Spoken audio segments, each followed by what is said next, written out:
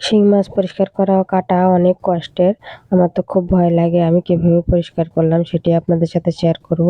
আমি কিছু পেঁপের পাতা নিয়ে জাস্ট 5 মিনিট ডললাম, তারপর দেখুন কত সুন্দর পরিষ্কার হয়ে গেছে। আমি কি দিয়ে রান্না করছি সেটাও আপনাদের সাথে শেয়ার করব। আমার প্রথম এইরকম রান্না করা। আমি এখানে 3 পিস মাছ নিয়েছি, আমরা যেহেতু অল্প মানুষ সেই জন্য।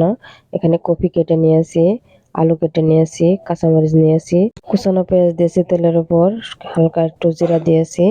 এখন পরিষ্কার করে সবজিগুলা ধুয়ে নিচ্ছি।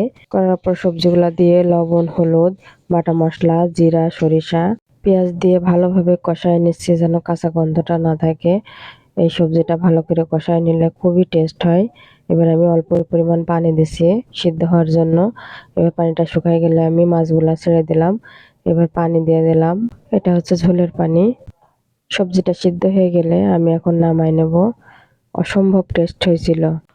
নামানোর পর একটু খেয়ে দেখলাম, বেশ ভালোই লাগছিল খেতে। আপনাদের যদি ভালো লেগে থাকে অবশ্যই কমেন্টসে জানাবেন।